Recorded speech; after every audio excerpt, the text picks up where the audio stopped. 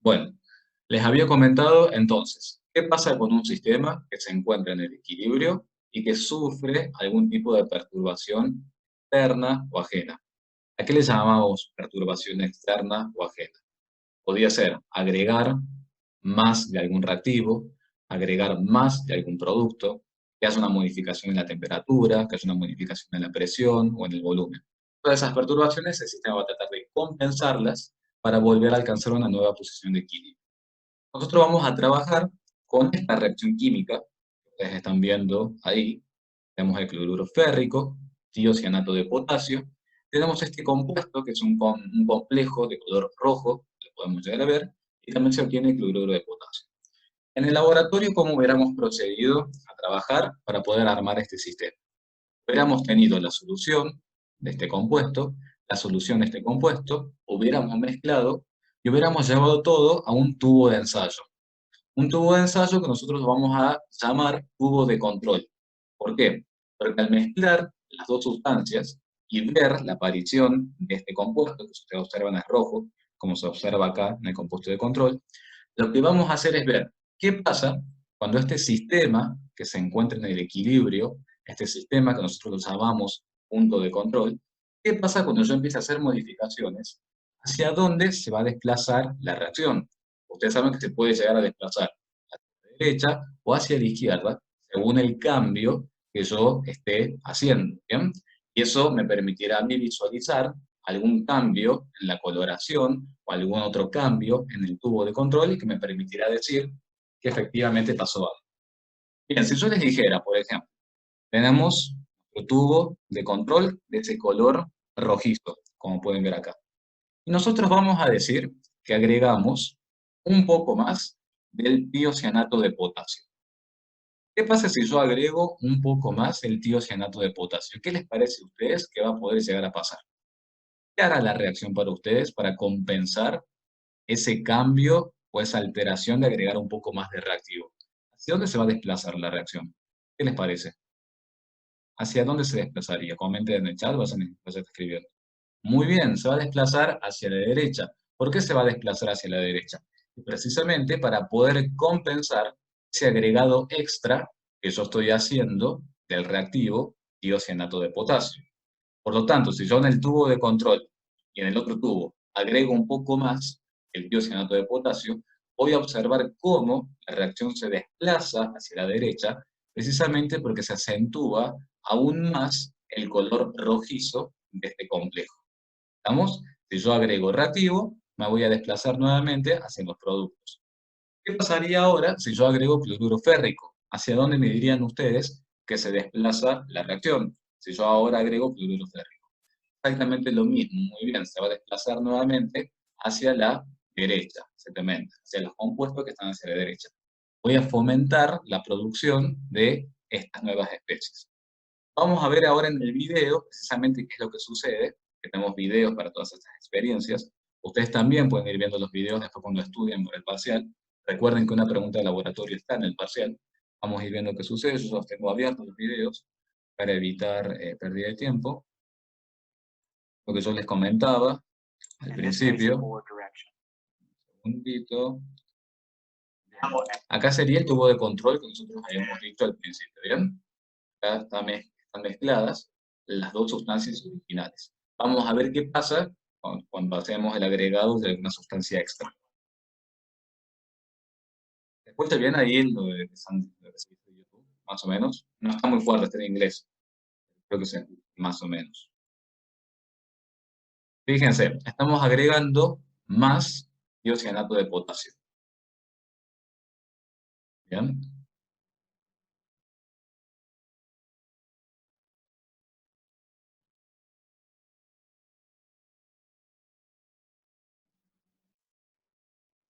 Lo que debería pasar, la diferencia que ustedes deberían poder apreciar entre el tubo de control y el tubo en el que estamos agregando este exceso de tiocianato de potasio, es un incremento o un asentamiento del color rojizo. ¿Bien? Lo pueden ver un poco en el video, se ve que este tubo de ensayo se encuentra un poquito más rojizo, un rojizo más oscuro, más acentuado, que este rojo que está acá. No sé si lo pueden percibir. ¿Qué pasó entonces en esa parte de la experiencia? Agregamos más tiocianato de potasio y se desplazó hacia la derecha, acentuando la formación de este nuevo complejo, que es el complejo que está acá también, y obviamente se desplazó hacia esa posición para poder alcanzar la nueva posición de equilibrio. Exactamente, bueno, me parece bien que lo hayan notado. Vamos a ver qué pasa ahora. Fíjense. Ahora fíjense, vamos a tener el tubo de control, es el tubo original, el que tiene la posición de equilibrio, la primera posición de equilibrio, y ahora lo que vamos a hacer es agregarle, todo esto, si ustedes se fijan, lo tienen en la guía de trabajos prácticos, lo tienen bien acentuado, cómo tendrían que trabajar con la gradilla de tubos, cómo tendrían que ir trabajando, seleccionando, clasificando, y bueno, lo tienen todo escrito, que lo tendrían que haber traído y leído, ¿no? Bien, vamos a ver qué pasa ahora cuando agreguemos hidróxido de sodio. Vamos a ver cómo impacta el agregado de hidróxido de sodio sobre mi sistema, sobre mi tubo de control. Vamos a analizar.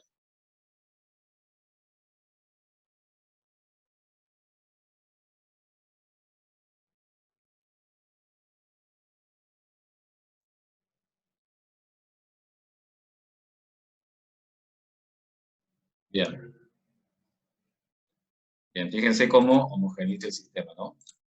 Agregó el hidróxido de sodio al tubo de ensayo, luego con una varilla de vidrio agita un poco el sistema para que se vuelva un poquito más homogéneo y que sea más visible el cambio del sistema como consecuencia del agregado del hidróxido de sodio.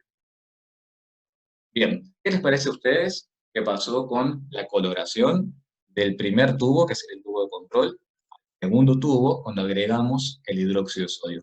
¿Qué pueden decir ustedes? Perfecto, muy bien. Se ve claramente cómo el sistema cambió de color. Se ve es muy notorio el cambio. Como acá estamos en un color rojizo, el sistema original, el sistema de control, y cómo luego ese color se aclara perfectamente. Si tuviéramos que verlo desde el punto de vista de la reacción, si tuviéramos que verlo desde el punto de vista de la reacción, este es el sistema original, en el equilibrio. Agregamos el hidróxido de sodio y vimos que el color disminuyó, ya no tenemos ese color rojizo. Tenemos una mezcla entre amarillo y incoloro. ¿Hacia dónde dirían ustedes que se desplazó el sistema para compensar ese agregado del hidróxido de sodio? ¿Hacia dónde dirían ustedes que se desplazó? Muy bien, se desplazó hacia los reactivos, se desplazó hacia la izquierda. Perfecto. ¿Por qué será eso? Que se desplazó hacia la izquierda y que no se desplazó hacia la derecha. ¿Qué efecto tiene agregar el hidróxido de sodio en el sistema? Vamos a analizar. Vamos nuevamente al video. ¿Qué efecto tiene agregar hidróxido de sodio? Acá, por suerte, están especificadas las reacciones. Cuando nosotros agregamos hidróxido de sodio al sistema, enseguida los grupos oxidrilos del hidróxido de sodio van a reaccionar con los cationes férricos del cloruro férrico. Cuando reaccionen los cationes férricos con los oxidrilos, se va a formar el hidróxido férrico. Este hidróxido férrico, chicos, va a comenzar a precipitar, separando al hierro del medio de solución. Es decir, estamos de algún modo disminuyendo la concentración de los cationes férricos del medio de solución o del medio de reacción. ¿Por qué estamos disminuyendo la concentración de los cationes férricos? ¿Por qué? Porque el oxidrilo reacciona con los cationes, forma el hidróxido férrico, precipita en forma de sólido, fíjense el estado de la agregación, precipita el hidróxido férrico en forma de sólido en el fondo del tubo de ensayo, disminuyendo la concentración de cationes férricos en el sistema. Si vemos la reacción química, ¿qué pasa entonces si este agregado de hidróxido de sodio impacta en una disminución de los cationes férricos? ¿Hacia dónde se desplazaría la reacción? Como bien dijeron ustedes, se va a desplazar hacia la izquierda. Recuerden que una disminución de la concentración, una disminución del reactivo en este caso, va a contribuir a que el sistema se desplace precisamente para ese lado para poder compensar esa falta de hierro que ahora va a haber. ¿Entienden lo que estamos diciendo? Estamos quitando hierro. Si estamos quitando hierro, el sistema se tiene que desplazar hacia ese lado para poder formar nuevamente hierro y compensar ese cambio. ¿Bien? Si analizan desde el punto de vista de las reacciones, ¿qué pasa? Los cationes férricos reaccionan con el hidróxido de sodio, se forma el hidróxido férrico, precipita, disminuye la concentración de hierro en la solución, lo separa del medio de solución, y por ello, para compensar esa falta de hierro, el sistema tiene que desplazarse hacia la izquierda para formar nuevamente más hierro. ¿Pueden ver? Por eso se desplazó hacia la izquierda y no hacia la derecha. ¿Qué hubiera pasado si hubiéramos disminuido, hubiéramos quitado, digamos, tiocianato de potasio? ¿Qué hubiera pasado por ustedes? ¿Hacia dónde nos hubiéramos desplazado si quitábamos tiocianato de potasio? Exactamente lo mismo. Nos íbamos a desplazar nuevamente hacia la izquierda. ¿Qué pasa ahora si yo quito el complejo, tiocianato férrico? ¿Hacia dónde se va a desplazar el sistema si ahora yo quito? Muy bien, se va a desplazar hacia la derecha. Perfecto. Vamos a ver qué otro cambio tiene acá el sistema. Vamos a ver qué pasa ahora que le agrega. Que creo que no está, pero vamos a ver qué pasa. Nuevamente, el sistema de control. Fíjense, acá nuevamente agrega cloruro de potasio. Kevin dice, no importa que me vayan escribiendo presente en la lista. Bueno, acá ahora está agregando cloruro de potasio. Remueve.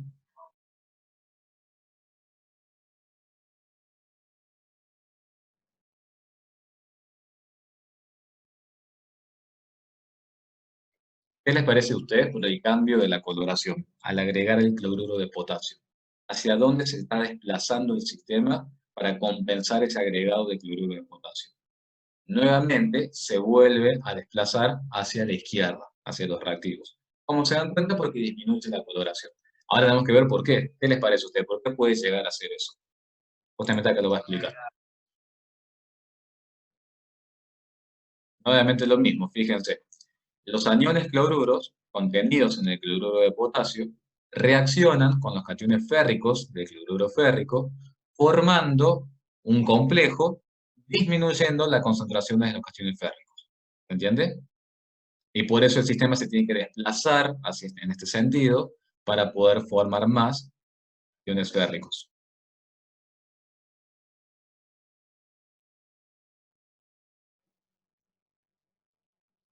Bien, lo pueden ver claramente por el cambio de coloración, como se nota bastante.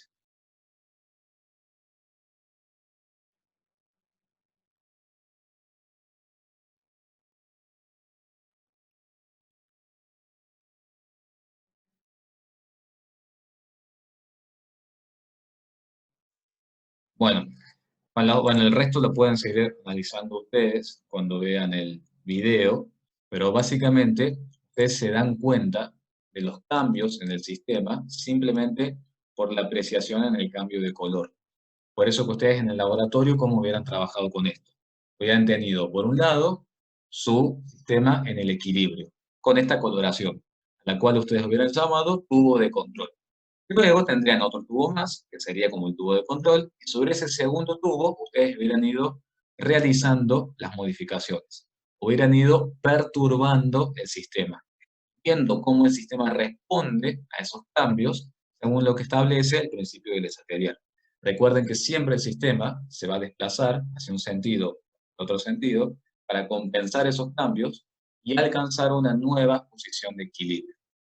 Resumiendo básicamente la experiencia, ¿por qué disminuye la concentración de cationes de hierro en el medio cuando agrego alguna sustancia? En el caso del hidróxido de sodio, se forma un complejo que disminuye la concentración de los cationes de hierro, y lo mismo pasaba después cuando agregamos el cloruro de potasio. ¿Bien? ¿Alguna duda con esta primera experiencia? Ustedes saben que de todas formas tienen el video para después consultarlo, porque lo que está en inglés, así que bueno, de paso sirve para ir recordando un poquito el inglés. ¿Alguna duda con todo eso? Esta primera parte que estuvimos viendo. Bien, vieron que se aplica bastante a todo lo que estuvimos viendo en clases. Más visible, ¿no? Bien. Vamos a avanzar entonces hacia la segunda experiencia, pero antes vamos a ver cómo tendrían que ser las actividades que deberían ir completando ustedes. En la guía, acá tienen los pasos de la descripción de la técnica, cómo tendrían que haber hecho. Lo mismo te dan las otras parte de equilibrio, y ustedes después acá pueden ir completando, digamos, qué sucede en función de lo que tienen en las filminas, y en función de lo que les voy comentando yo y lo que tienen en el video. ¿Estamos? Acá pueden ir escribiendo, trabajando. Bien. Vamos a avanzar entonces ahora hacia la otra experiencia.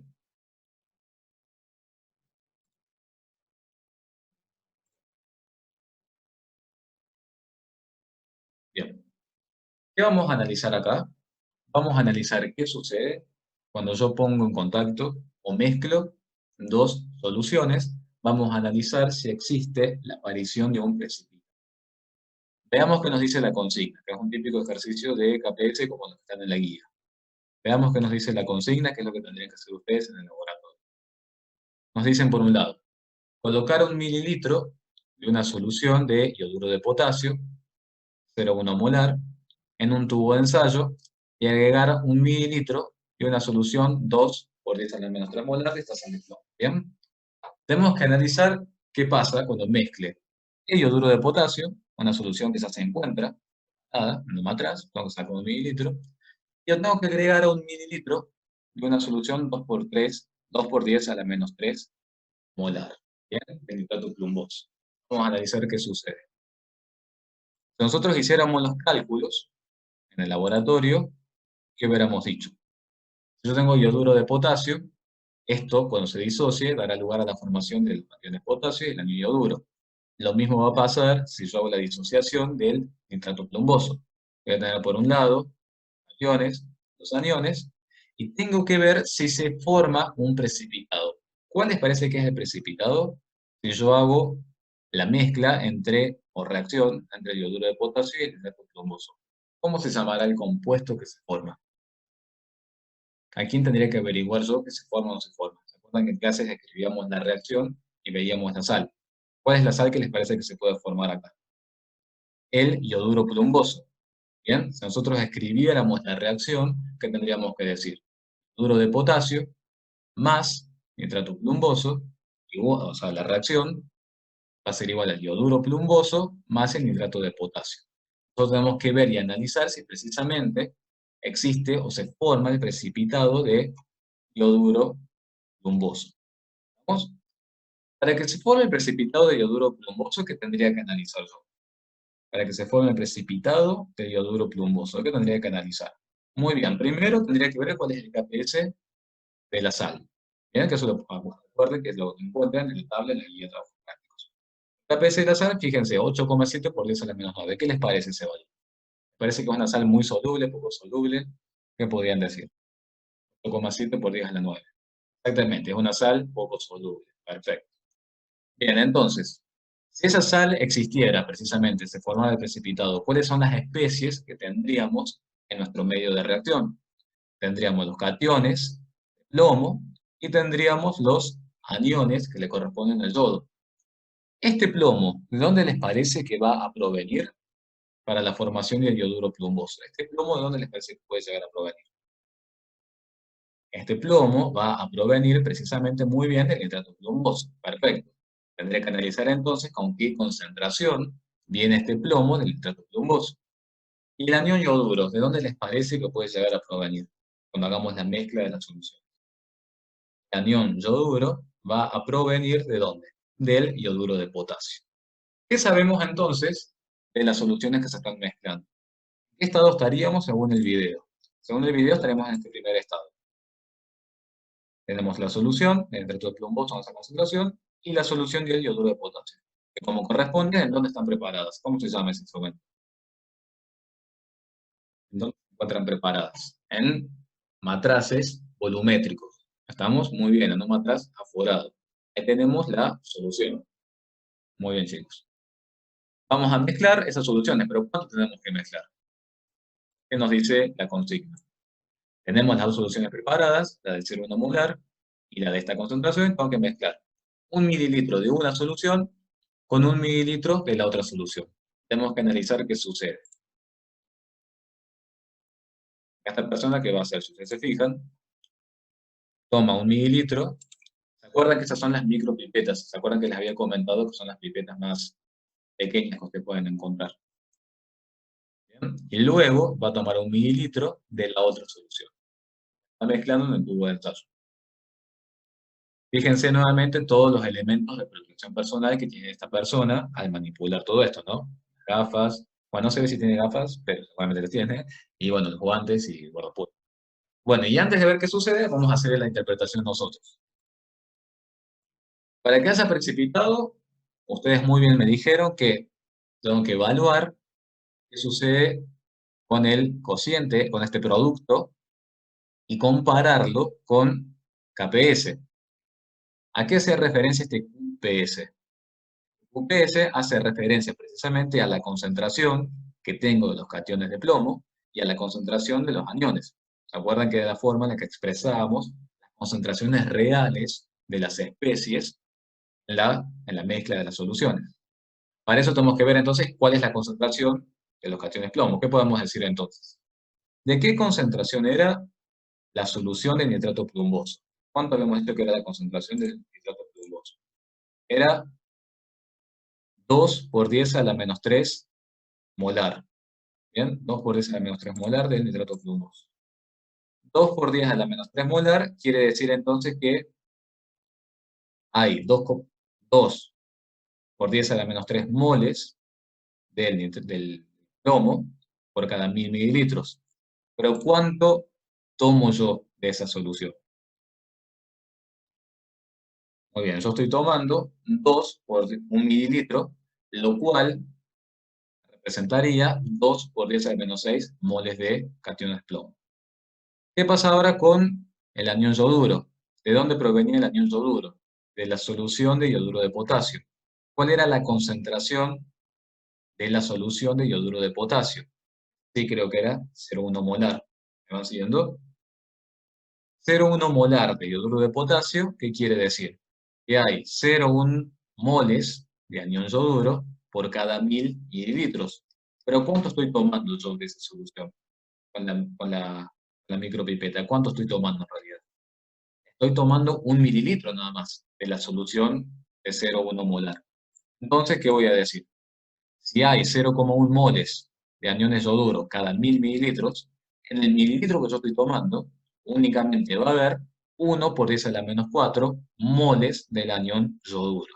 ¿Está claro hasta acá? Estamos viendo cuántos moles están contenidos en las sustancias que a mí me importan, cuánto estoy tomando de cada matraz y a dónde lo estoy llevando. Estoy viendo cuántos moles tomé de cation plomo, cuántos moles tomé de los aniones yoduro. ¿Estamos? ¿Qué hice ahora con esos moles? ¿A dónde los llevé? Los moles esos de la cation plomo y los moles de anión yoduro, ¿a dónde los llevé? Los estoy llevando al tubo de ensayo. ¿Bien? Toda esa cantidad de moles la estoy llevando al tubo de ensayo. Y en el tubo de ensayo, ¿cuál es el volumen final que resulta? En el tubo de ensayo, como yo tengo 1 mililitro de una, 1 mililitro de la otra, y lleve todo al tubo de ensayo. En el tubo de ensayo, el volumen final son los 2 mililitros, ¿cierto?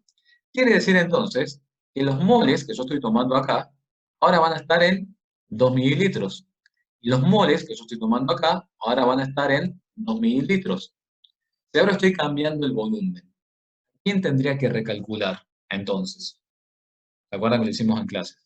Tendría que hacer un recálculo de la concentración. Perfecto. Entonces, ¿cómo lo vamos a decir eso? Estos 2 por 10 a la menos 6 moles de cation plomo, ahora los llevo a 2 mililitros. Quiere decir entonces que la nueva molaridad será 1 por 10 a la menos 3. Lo mismo pasa acá con los aniones yoduro. Los 1 por 10 a la menos 4 moles del anión yoduro, ahora los llevé a los 2 mililitros, indicando que la nueva concentración ahora es de 5 por 10 a la menos 2.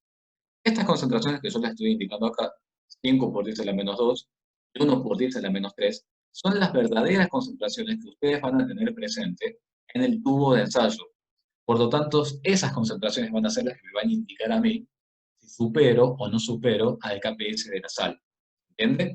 Con esas concentraciones que puedo calcular. Con esas concentraciones que yo tomé de acá y esas concentraciones que yo tomé de acá. Y que finalmente están en el tubo de ensayo. Muy bien. Con esas concentraciones puedo calcular ahora sí el QPS. Perfecto. Entonces, QPS a qué va a ser igual.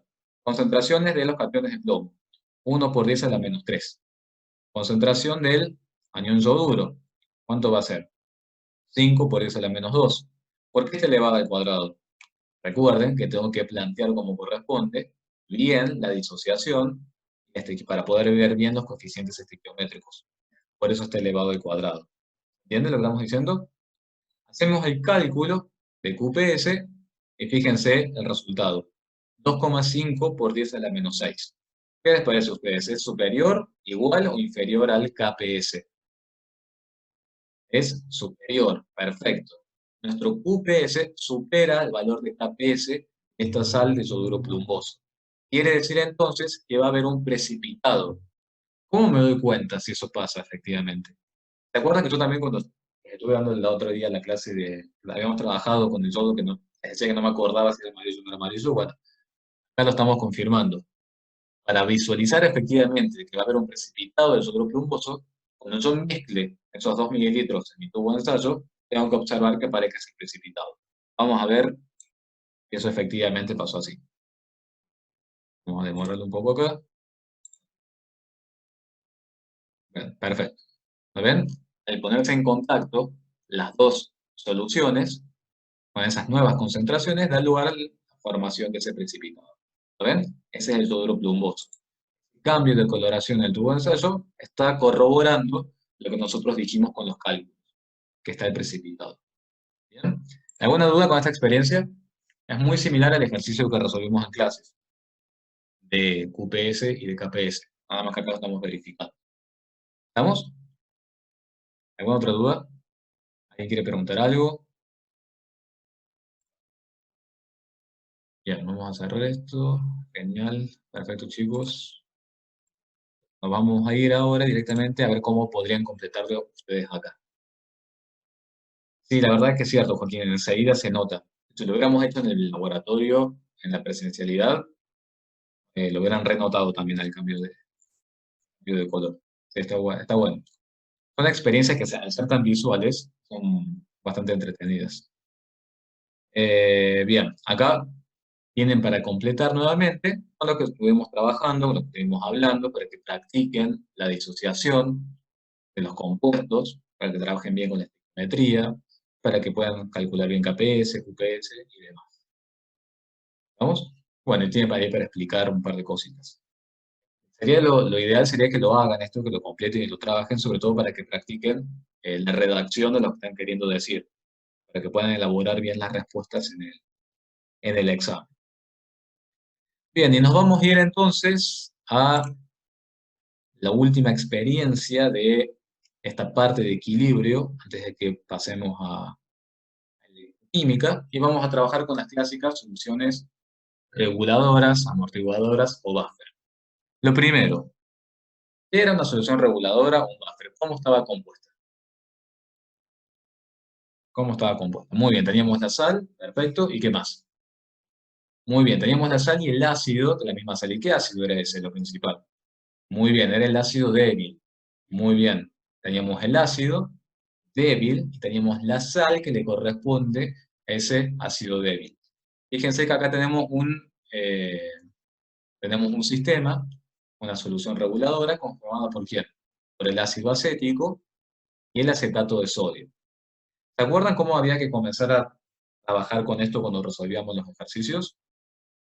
¿Cuál era la clave de una solución amortiguadora, una solución reguladora? ¿Para qué nos servía preparar? Muy bien, como dice Joaquín, muy bien, disociábamos la sal, después disociábamos el ácido y terminábamos trabajando con la K del ácido. Pero bueno, eso cuando hagamos los cálculos. Ahora, ¿cuál era el fin último de preparar una solución amortiguadora o buffer? ¿Cuál era el fin último? ¿Se acuerdan que lo habíamos dicho? Perfecto, muy bien. No hay variación del pH ante el agregado de alguna base o el agregado de algún ácido. El pH se mantiene, es decir, puede modificarse muy levemente el pH, pero no va a ser un gran cambio que ustedes van a percibir. Lo que vamos a hacer ahora es precisamente verificar el funcionamiento de una solución amortiguadora, para que vean lo que sucede. Bueno, y el video también ustedes lo tienen acá, y acá lo vamos a explicar. Me parece que no lo tengo abierto el video ese. A ver. Vamos a abrir el video ese. De todas formas, después la pueden ver. Me interesa mucho que veamos el tema de los cálculos. O sea, los cálculos, la interpretación, qué pasa con el pH. Bien, a ver. Bueno, vamos a analizar qué pasa entonces con el preparado. Acá estamos. Si nosotros preparamos una solución amortiguadora, haciendo por supuesto la mezcla, tenemos la sal y tenemos su ácido, vamos a obtener, después de hacer los cálculos, entrar los equilibrios, todo esto que les estuve comentando, vamos a poder calcular finalmente un pH de 4,75. Fíjense que son los cálculos que nosotros hicimos cuando resolvimos el ejercicio 59 en la guía. El pH nos dio 4,75. ¿Qué pasa si esa misma disolución amortiguadora, que nos dio un pH de 4,75, le agregamos un indicador? ¿Qué es un indicador? En este caso, fíjense que es heliantina, también se le llama naranja de metilo.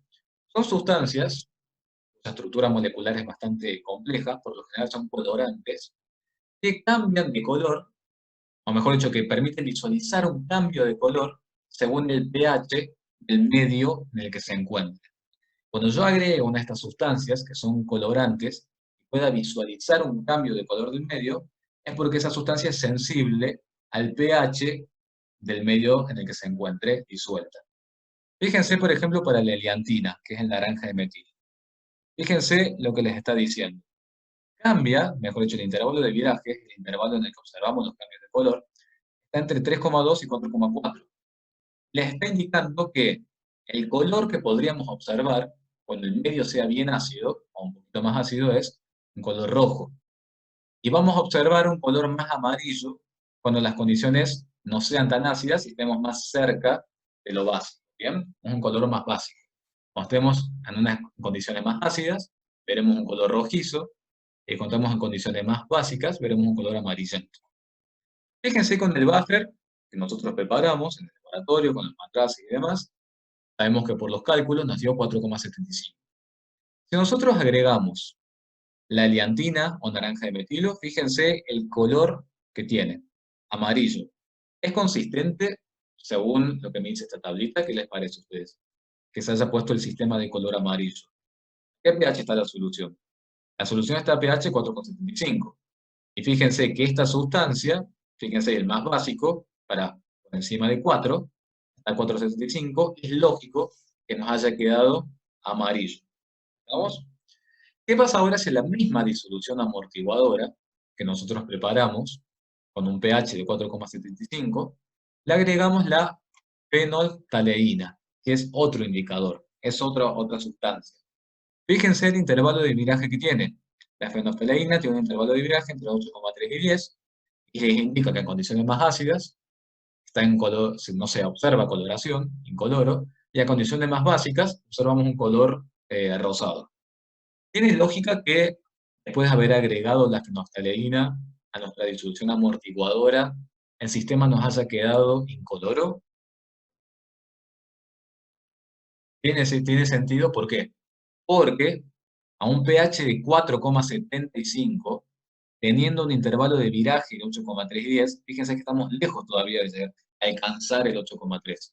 Entonces es lógico que el sistema se presente incoloro. ¿Estamos? ¿Qué pasa ahora si nosotros tenemos dos tubos de ensayo con agua destilada, que es el agua destilada directamente que utilizamos en la piseta? El pH natural que debería tener esa agua destilada que ustedes tienen en la piseta debería ser 5. Por lo tanto, si ustedes se fijan, si ustedes agregan heliantina o naranja de metilo al tubo de ensayo que tiene agua, también deberían poder observar esa coloración amarillenta, porque también estamos con un pH 5. Lo mismo pasa si el tubo de ensayo con agua destilada, ustedes le agregan fenolftaleína. Es lógico que siga siendo incoloro. ¿Pueden ver? ¿Por qué? Porque estamos a un pH de 5. Es decir, estamos lejos de alcanzar los 8,3, en donde comienza el intervalo de viraje en la fenolftaleína. ¿Se entiende lo que estamos diciendo? ¿Qué pasa ahora si al agua destilada, ese tubo de agua destilada, le agregamos ácido clorhídrico? ¿Qué piensan ustedes de qué efecto puede tener el ácido clorhídrico sobre el agua destilada? ¿Qué va a pasar con ese pH igual a 5? ¿Qué piensan ustedes? Si le agregamos ácido clorhídrico. Muy bien, la solución se vuelve más ácida, perfecto. Es decir, el pH va a disminuir, vamos a estar más en condiciones ácidas. Si nosotros agregamos el ácido clorhídrico al tubo de ensayo con agua destilada, fíjense que el pH se nos modifica hasta 3. Entonces, ¿qué va a pasar si ese tubo de ensayo con agua destilada y con ácido clorhídrico, que disminuyó hasta 3 el pH, qué va a pasar con la liantina? ¿Qué va a pasar para ustedes?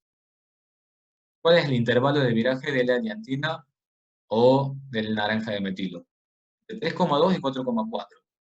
Y estamos a un pH de 3. Es lógico entonces que esa no se muestre más amarillenta y que ahora su color cambia entre un rosado o rojizo. ¿Entiende? ¿Qué pasa ahora si el tubo de ensayo con agua destilada le agregamos hidróxido de sodio? ¿Qué piensan ustedes que va a pasar con el pH? El tubo de ensayo del agua destilada le agregamos hidróxido de sodio. Muy bien, se vuelve más básico, exactamente, va aumentando el pH. Fíjense que de 5 va a ir hasta 10 el pH del agua destilada. ¿Qué va a pasar entonces cuando le agreguemos la fenolftaleína? ¿Qué les parece a ustedes? Nos acercamos un poco al intervalo de viraje de la fenolftaleína, viendo hasta 10. Exactamente, lo tendrían que ver de un color rosa fuerte, o un fucsia, o un magenta también le dicen por ahí. ¿Vamos? Ustedes van a poder visualizar. ¿Qué quiere decir eso? Que el agua destilada modificó su pH. Cuando se agrega ácido clorhídrico, el pH disminuyó. Eso lo pude ver mediante el cambio de color del indicador. Lo mismo con el hidróxido de sodio. Cuando yo agregué hidróxido de sodio al tubo de ensayo con agua, también cambió el pH. Eso lo pude ver también por el cambio de color en el sistema. Ahora yo les pregunto, ¿qué pasaría si hacemos este mismo agregado de ácido clorhídrico y hidróxido de sodio en los tubos de ensayo que tienen la disolución amortiguadora, en el buffer? ¿Qué piensan ustedes que puede llegar a pasar? Nosotros agregamos ácido clorhídrico en el primer tubo de ensayo. Muy bien, perfecto. No debería haber la mayor variación. ¿Por qué no debería haber la mayor variación? Muy bien, perfecto, chicos.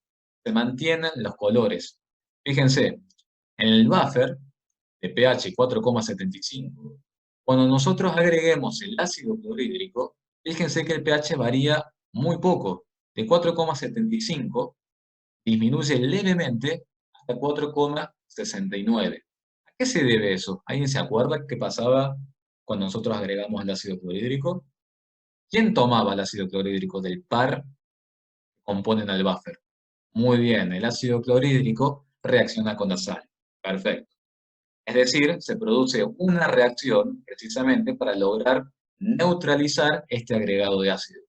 Al estar neutralizando este agregado de ácido es que no vamos a ver ese impacto en el pH. Por eso el pH se mantiene aproximadamente igual al pH de la solución original. ¿Vamos? Entonces, si yo tengo el tubo de ensayo con el buffer, el ácido clorhídrico, y además le agrego la liantina o naranja de metilo, no debería observarse cambio en la coloración. ¿Qué va a pasar ahora si al mismo tubo de ensayo, con la solución amortiguadora, le agrego el hidróxido de sodio? ¿Qué les parece a ustedes? ¿Qué va a pasar con el pH? ¿Qué piensan? No se va a modificar tampoco. Levemente va a aumentar hasta 4,8, exactamente. ¿Por qué? ¿A qué se debe eso? ¿Qué pasa con este hidróxido de sodio? ¿Quién lo toma el hidróxido de sodio del par que componen el buffer? ¿Con quién reacciona el hidróxido de sodio? Con el ácido. ¿Con qué ácido reacciona? Con el ácido acético. ¿Estamos? El hidróxido de sodio reacciona con el ácido acético, que es uno de los componentes del buffer. ¿Por qué pasa eso? Porque el ácido acético tiene una especie de reacción de neutralización con el hidróxido de sodio y de ese modo compensa o neutraliza ese agregado que nosotros hicimos de hidróxido de sodio. Y por eso es que nosotros no vemos el mayor impacto en el pH. Entonces, si ustedes se fijan en el tubo de ensayo, ¿qué tienen presente?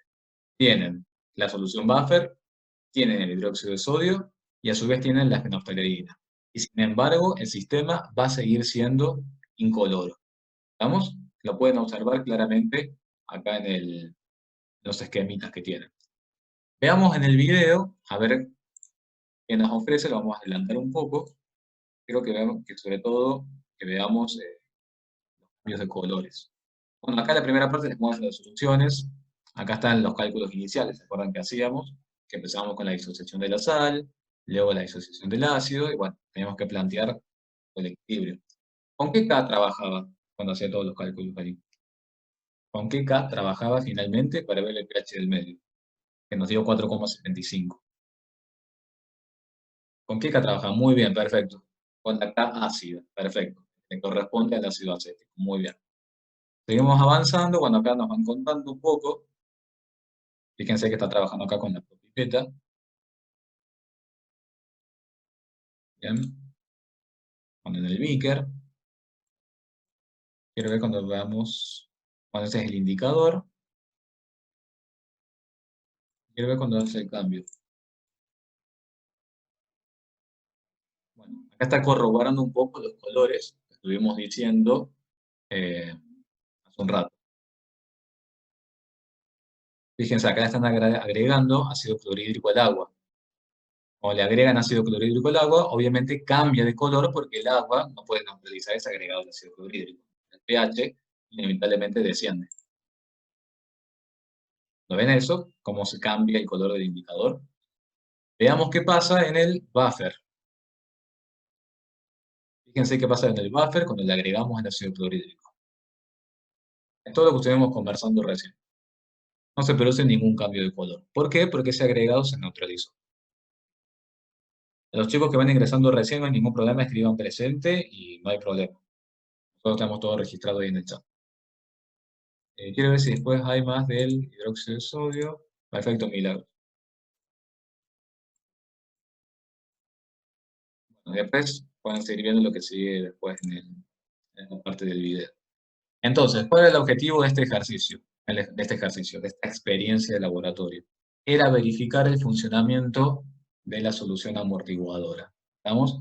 Que es compensar nuevamente los agregados de ácido y de base para que el pH se mantenga igual al pH o aproximadamente igual al pH de la disolución amortiguadora original. Si ustedes van a la guía de trabajos prácticos, también tienen para completar con lo que ya hemos trabajado nosotros en las filminas y con todo lo que les he comentado. Bien, pueden ver en el video, pueden ir agregando un par de cosas. Bien, entonces, de equilibrio químico, para hacer un resumen y ya que pasen a la segunda parte del práctico. Simplemente verificamos el funcionamiento de una solución amortiguadora. Ustedes tendrán que repasar, estaría bueno que repasen cómo es que calculamos ese pH con los cálculos de la guía. Verificamos también cómo vemos si hay precipitado de alguna sal, analizando desde el punto de vista del APS, también para que lo repasen en los ejercicios de la guía, y les atelier. Básicamente verificamos qué pasa con un sistema cuando introducimos alguna modificación ajena y cómo el sistema tiene que desplazarse hasta alcanzar una nueva posición en el equilibrio. Perfecto. ¿Qué tal? Buenas tardes a todos. Chicos, continuamos entonces con la otra parte que nos queda del trabajo práctico. Me parece mejor cerrar, ya que estamos, el trabajo práctico número 3. Así que vamos a comenzar con la parte de espontaneidad redox y vamos a ver la última aplicación que correspondería a pilas o celdas galvánicas. Una vez que cerremos eso, vamos a ir entonces con la experiencia de cinética que nos quedó remanente del segundo trabajo práctico de laboratorio que hicimos para el primer parcial, ¿sí? Vamos entonces con la experiencia número 4, yo voy a proyectar acá en pantalla para que la podamos leer, ¿sí? Aquí en esta experiencia se presentan 3 reacciones redox diferentes. ¿Están pudiendo ver bien la pantalla ahí? Porque por alguna razón me sale un cartel de que la proyección de pantalla se encuentra pausada.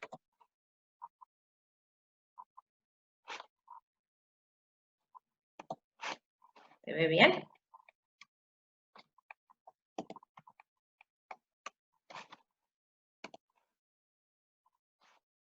Se ve pequeño. Vamos a hacer una cosa, voy a parar el compartir y lo vamos a hacer de nuevo. Ahí estamos mejor. Bien, perfecto. Siempre tengo algunos problemas con el compartir pantalla al principio. Bien, cualquier cosa que ustedes vean raro me avisan por el chat y lo arreglamos, ¿sí? Volvemos entonces sobre la experiencia. Tenemos 3 reacciones redox diferentes. Para cada una de ellas se nos solicita llevar a cabo la reacción de acuerdo al procedimiento indicado que tenemos acá abajo y completar las actividades que tenemos al final de la guía de seminarios. De la guía de trabajos prácticos.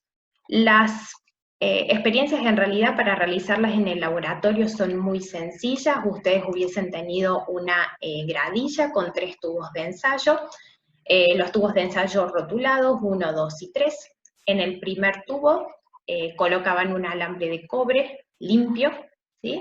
Y agregábamos simplemente 1 mililitro de solución 0,1 molar, en este caso de nitrato de plata. ¿Sí? Lo agregaban con una pipeta. En el tubo de ensayo número 2 colocaban un clavo de hierro limpio. Fíjense que dice sin óxido, muchas veces ese clavo de hierro teníamos que tomar una lija previamente y lijarlo un poquitito para asegurarnos que la superficie se encontraba completamente limpia. Y luego nuevamente le agregamos 1 mililitro, en este caso, de solución de sulfato de cobre 2 o sulfato cúprico 0,1 molar, también con una pipeta.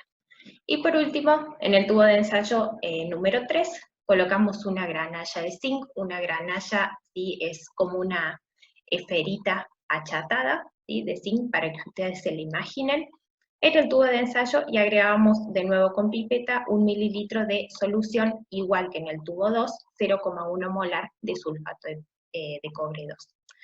Dejábamos que esas reacciones evolucionen unos 5, 10 minutitos, y luego ustedes hacían la observación de lo que pasaba en cada uno de los tubos de ensayo.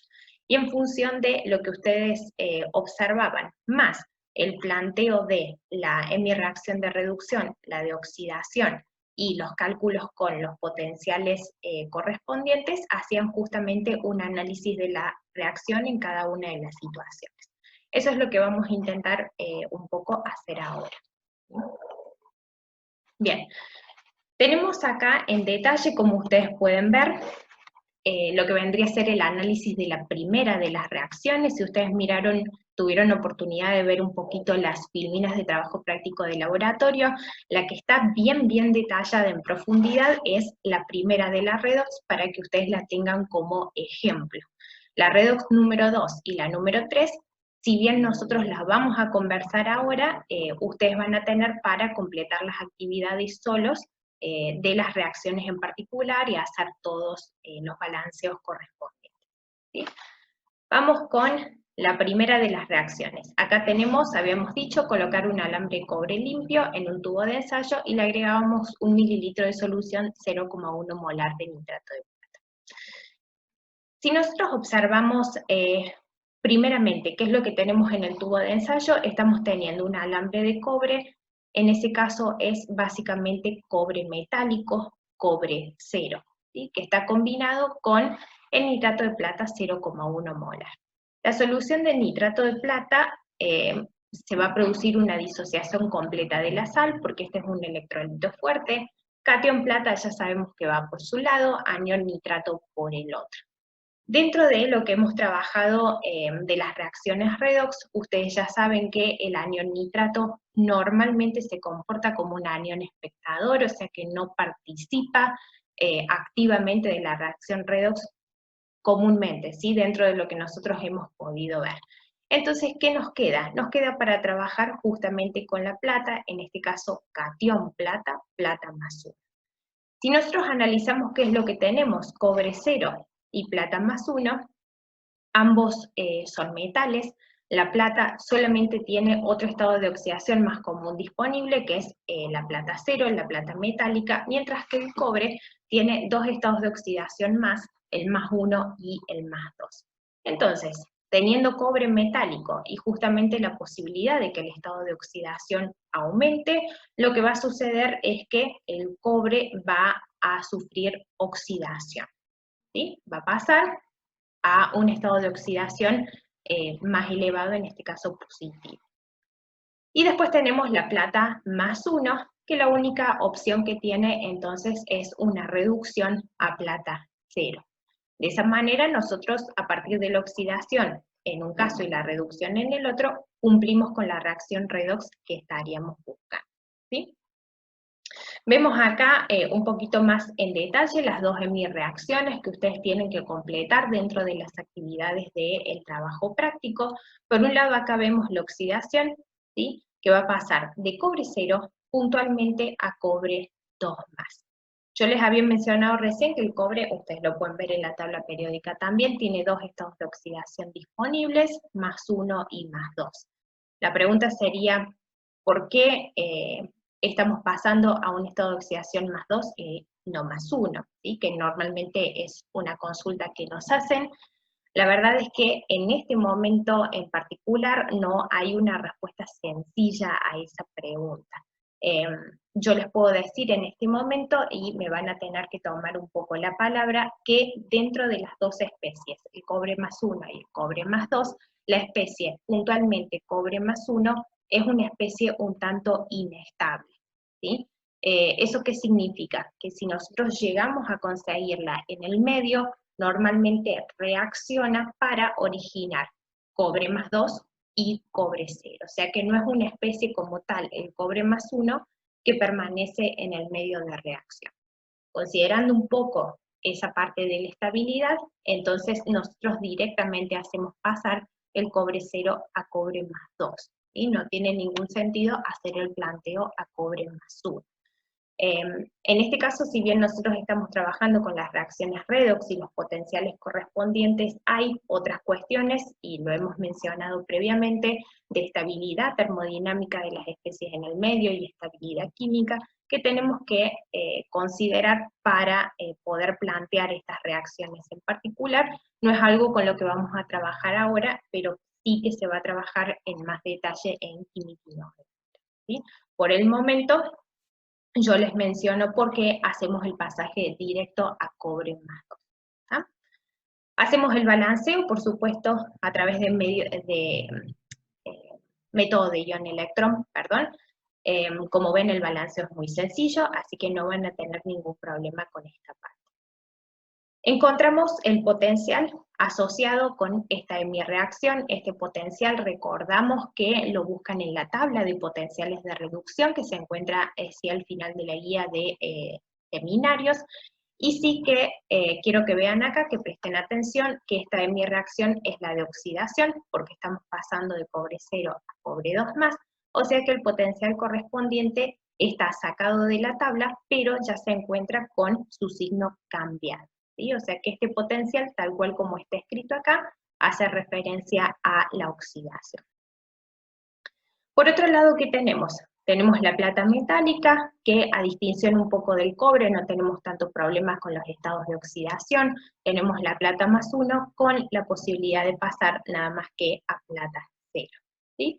Nuevamente el balanceo por método de ion-electrón es bastante simple, y el potencial que vemos acá es extraído también de las tablas de la guía de seminario, directamente como sale de la tabla, porque por supuesto esta es mi reacción de reducción. ¿Sí? Sumamos y nos encontramos con la ecuación global iónica que tenemos acá. Por supuesto que en este caso nosotros conocemos los contraiones que tenemos en el medio, los iones espectadores, en este caso el anión nitrato que habíamos dejado de lado un poquito, y podemos utilizarlo, ¿por qué no?, para transformar la ecuación iónica global a la ecuación global molecular, cosa que hemos trabajado en el seminario previamente. ¿Sí? Sí, con respecto a los potenciales, miren lo siguiente. Nosotros sumamos el potencial de oxidación con el potencial de reducción y obtenemos este potencial que vemos acá. Este potencial de celda, porque ya es el potencial global, es en este caso positivo. ¿Qué nos indicaba a nosotros un potencial de celda positivo? ¿Se acuerdan? Bien, nos indicaba entonces que la redox es espontánea. ¿Qué esperaríamos nosotros, por lo tanto? Que si nosotros tomamos un tubo de ensayo, colocamos el alambre de cobre y agregamos el mililitro de nitrato de plata, esperando algunos minutos la reacción proceda por sí sola, ¿sí? Dado que es una reacción espontánea.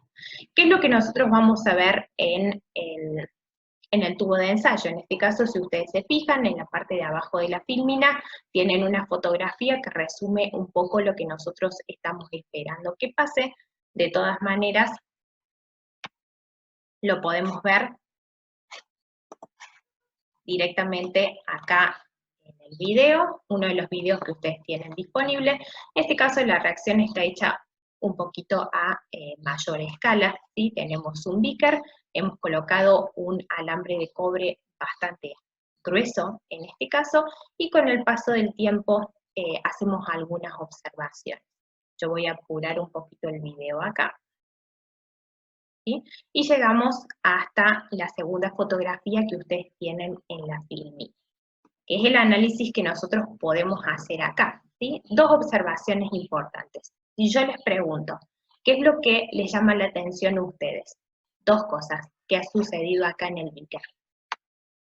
¿Qué me pueden decir?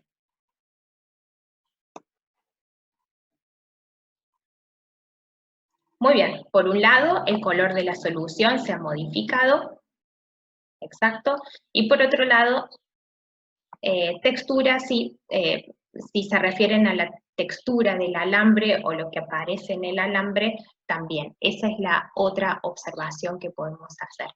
Si ustedes se fijan, estas dos observaciones nosotros tenemos que ser capaces de poder explicarlas desde un punto de vista químico, es decir, hacer la relación de las dos observaciones que nosotros estamos haciendo ahora con productos que hemos visto que aparecen en la reacción redox que hemos planteado. Entonces, por acá, como me dicen por el chat, Lucía, perfecto, relaciona esto que vemos depositado en el alambre de cobre, ¿sí? Es la plata metálica que se genera a partir de la reacción redox, ¿sí? La plata que estaba en la solución como catión plata, plata más 1, se reduce y pasa a plata 0, y esa plata 0 se deposita sobre el alambre. Y tiene este aspecto, si ustedes lo pueden observar, que son como pequeños cristales, ¿sí? Pequeñas agujas, y tiene un color que es entre plateado y blanquecino, ¿sí? Que podemos ver acá. Y por otro lado tenemos el cambio de color de la solución, que originalmente era completamente transparente, ahora empieza a tomar una tonalidad azul, que se debe justamente, como dicen acá en el chat, a la presencia del catión cobre 2+. Catión cobre 2+ tiene esa característica de tener un color azul en solución. O sea que, vamos a ver si yo puedo adelantar un poquito más esto, seguramente el color azul se va a ver un poquito más pronunciado también. Nosotros lo que hemos hecho acá es entonces, como les decía, relacionar los dos productos que nosotros estimábamos que se iban a generar con observaciones en la experiencia. ¿Está? ¿Qué les pide el trabajo práctico de laboratorio dentro de las actividades? Si nosotros vamos por acá y bajamos un poquito. Bien, por cada una de estas reacciones redox, ustedes tienen una tablita de este tipo para completar. Fíjense, van a completar la hemireacción de oxidación con el potencial correspondiente, la hemireacción de reducción, nuevamente con su potencial, la ecuación iónica global, en este caso la molecular no se las pedimos, tienen ustedes el ejemplo en la filmina, en caso de que quieran completarlo. Les pregunta si se deposita algún compuesto, alguna especie, que en este caso nosotros hemos definido como la plata metálica. Y tenemos, fíjense, la pregunta de agente oxidante y agente reductor. Si yo vuelvo sobre las filminas que teníamos hace un ratito, acá podemos identificar, fíjense, el agente oxidante como el nitrato de plata. Si yo les preguntara por qué el nitrato de plata está identificado como el agente oxidante, ¿ustedes qué me dirían?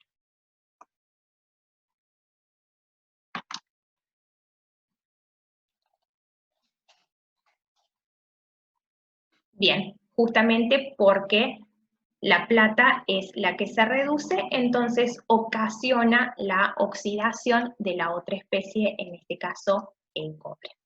¿Sí? Perfecto. De la misma manera, podemos identificar entonces al cobre metálico como el agente reductor. El cobre en sí mismo es el que se está oxidando y por lo tanto ocasiona la reducción de la plata. ¿Sí? Acá vemos entonces la respuesta a quien se deposita, la plata metálica, y las últimas dos cosas a las que teníamos que responder era por un lado el potencial de celda, que ya lo habíamos discutido, y por el otro si la reacción es espontánea o no, que también lo habíamos discutido previamente. Fíjense que cuando ustedes tienen que responder si la reacción es espontánea o no, hicimos referencia a el signo positivo del potencial. Ahora, si yo quisiera que ustedes elaboraran una explicación en términos del delta G, de la variación de energía libre del proceso, ¿qué podrían decirme? ¿Cómo relacionan el delta G con el E de la reacción?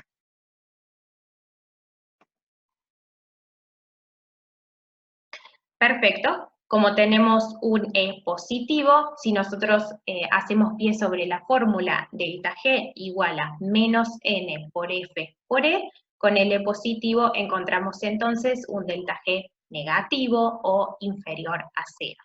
Esa variación de energía libre del proceso negativa hace justamente que desde el punto de vista termodinámico nosotros identifiquemos al proceso como un proceso espontáneo. ¿Sí? Perfecto. Veamos entonces qué sucede en las otras dos reacciones.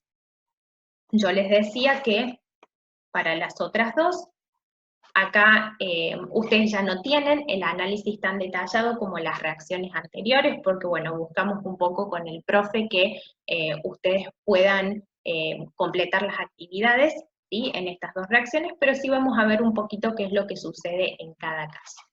En la reacción número 2 teníamos que colocar, habíamos dicho, un clavo de hierro limpio en el tubo de ensayo y luego agregamos 1 mililitro de solución 0,1 molar de sulfato cúprico. Si nosotros analizamos el video, vamos por acá.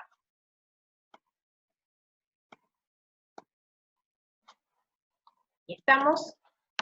Voy a adelantar un segundito, acá tienen una explicación para poder escuchar, si ustedes lo quieren ver detenidamente luego. Acá tenemos sulfato cúprico, sulfato de cobre 2. Fíjense, el color de la solución es un color azul intenso. Eso, como discutíamos recién, es debido a la presencia de cobre 2+. En este caso, por supuesto, la solución está bastante más concentrada en términos de catión cúprico, entonces por eso el color es más intenso, pero nos da una idea de que justamente en la reacción anterior, esa aparición de color azul en la solución en el beaker es justamente relacionada con la aparición progresiva de catión cobre 2+ en la solución. Él acá agrega la solución en el beaker, agrega el clavo de hierro, que si ustedes lo miraban está limpio, no tiene ningún depósito de óxido en la superficie, y si lo dejamos un minutito, vemos aparecer, ¿sí?, en la superficie del clavo ese depósito que es amarronado o cobrizo, podríamos decir, que justamente se debe al depósito de cobre metálico. ¿Sí? No me acuerdo si él lo dejo un ratito más y lo vuelve a sacar. Y se ve un poquito mejor el depósito en la superficie del clavo, ¿no? Observando entonces lo que sucedió en la experiencia, nosotros podemos hacer un planteo rápido de la ecuación, en este caso la iónica global. Nosotros teníamos el hierro 0, el hierro metálico, en combinación con cobre 2+. En este caso, el cobre 2+ provenía de la sal, del sulfato cúprico. Sulfato cúprico es un electrolito fuerte, se disocia por completo en solución. Anión sulfato va por su lado, catión cobre 2 por el otro. El anión sulfato es un anión espectador, en este caso en la reacción, igual que el anión nitrato en la reacción previa. Eso recordemos nuevamente que quiere decir que no va a participar de forma directa en la reacción redox. y el cobre 2+ es justamente el que va a intervenir. Cobre 2+, entonces va a estar sufriendo reducción, va a pasar a cobre metálico, cobre 0, recordemos entonces que directamente pasa a cobre 0, no hacemos el pasaje por el cobre +1, ya discutimos por qué, y este cobre 0 es entonces el que nosotros observamos como depósito sobre la superficie del clavo, ¿sí? Si el cobre se está reduciendo, alguien se tiene que estar oxidando para completar la redox, en este caso el hierro 0, que está pasando a hierro +2. No lo van a alcanzar a ver en el video porque la solución de sulfato cúprico estaba bastante concentrado, o sea que para poder ver la aparición de hierro 2+ en la solución tendríamos que haber dejado bastante más tiempo el clavo en el beaker, pero si ustedes miran acá en la fotito, la solución apenas tiene un tinte amarillito y eso es justamente indicativo de la presencia de hierro 2+, ¿sí? Amarillito, verdoso. ¿Ah? La pregunta es, nosotros tenemos dos estados de oxidación para el hierro, ¿sí? Los más comunes, hierro +2 y hierro +3. ¿Por qué vamos ahora hasta hierro +2 y no hasta hierro +3? La respuesta en realidad es muy simple. Si ustedes revisan un poco la tabla de potenciales de reducción, van a encontrar que la reacción redox que tienen disponible es entre hierro +2 y hierro 0. Entonces hacemos uso de el material que ustedes tienen disponible y hacemos el planteo con esa reacción. La verdad es que el hierro 2+, a medida que va apareciendo en el medio de reacción y va teniendo contacto con el oxígeno del aire, sobre todo en la parte superficial de la solución, este hierro 2+ va a pasar espontáneamente al hierro +3, ¿sí? Es decir que va a tener un segundo proceso de oxidación, ¿sí? Sin embargo, con el planteo a hierro +2, que es lo que ustedes tienen, como les decía, disponible en la tabla, es más que suficiente. ¿Está? Acá entonces ustedes van a tener que completar de la misma manera que en la reacción anterior, van a plantear la reacción de reducción, la de oxidación, van a buscar los potenciales correspondientes en la tabla y vamos a buscar el potencial de la celda. ¿Qué esperarían ustedes con respecto al signo del potencial de la reacción? ¿Qué esperarían encontrar, un positivo o un negativo? Esperaríamos encontrar un positivo, ¿sí? Correspondiente entonces con una reacción redox espontánea, que es lo que nosotros observamos en el video, ¿sí? Simplemente combinamos las dos sustancias y nos encontramos directamente con una reacción que se genera sin ningún tipo de ayuda externa desde nuestra parte, ¿sí? Si ustedes tuvieran que definir aquí quién es el agente oxidante, ¿y cuál sería la respuesta?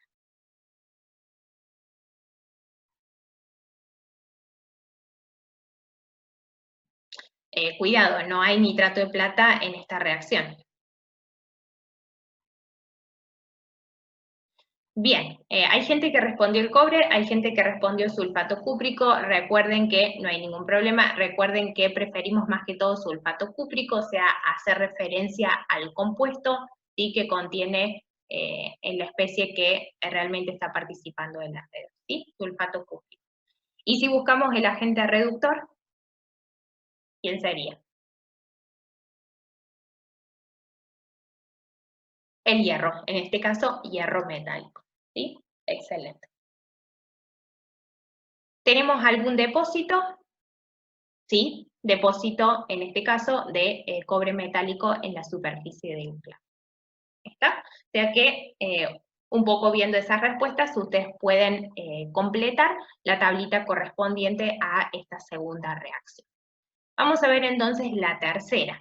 La tercera de las reacciones, nosotros colocamos, dijimos, una granalla de zinc. En el video me parece que lo que van a ver es una lámina de zinc en un tubo de ensayo o en un beaker en este caso, y agregamos una cierta cantidad de solución, en este caso 0,1 molar de sulfato cúprico, ¿sí? Veamos qué sucede. Vamos directo al video, que lo tenemos por acá. En este caso vamos a adelantar un poquito porque parte del armado de la solución de sulfato cúprico, fíjense que la sal en sí misma es una sal soluble, bastante hidroscópica diríamos, porque fíjense que toma humedad del ambiente, ¿sí? Y se hacen estos pequeños cascotes, ¿sí? Pero agregamos, y bien soluble, ahora con una varilla de vidrio simplemente agitamos y se genera la solución. En este caso, obviamente en el video no estaba haciendo, no estaba haciendo el preparado de la solución de forma cuantitativa, sino que simplemente estaba preparando la solución con una cierta concentración X. Total, lo que nosotros queremos observar es más vale desde el punto de vista cualitativo qué sucede con la reacción, ¿sí? Colocamos entonces la lámina de zinc que se ve, ¿sí? Bien limpia, y automáticamente vemos, acá se los dice en pantalla, cómo la lámina de zinc está tomando un color más oscuro. Vamos a esperar entonces, bueno, acá tenemos un enfoque más cerca. Yo no me acuerdo si la lámina de zinc la sacaba, ¿sí? Vamos a ir hasta acá.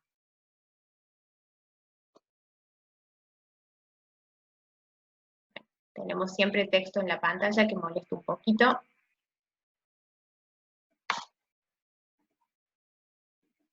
Pero acá alcanzamos a ver que tenemos bien el depósito, en este caso sobre la lámina en sí, ¿sí?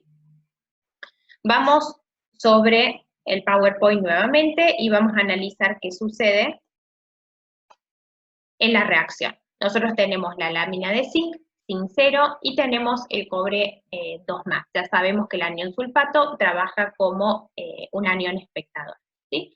El zinc no tenemos muchas más opciones que pase a zinc 2+, o sea que vamos a tener un proceso de oxidación para el zinc, y por supuesto el cobre va a pasar algo muy similar a lo que vimos en la reacción anterior, por eso observamos de la misma manera el depósito de cobre, vamos a tener una reducción que pasa a cobre 0.